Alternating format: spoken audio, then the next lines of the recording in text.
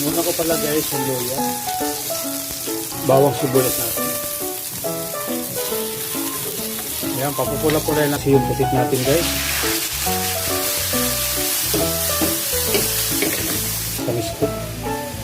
Maglagay ko guys konting vinegar guys. Ayan. Siguro may 2 kutsara yung guys. Sili natin guys. Nilagay ko pala guys yung unang piga para dito guys. Maya guys yung kakang gata. Yung kakang gata natin guys. Ayan.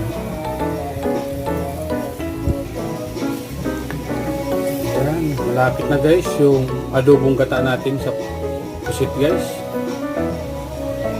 Yung guys, ito na pala yung plating ko sa adobong pusit ko guys.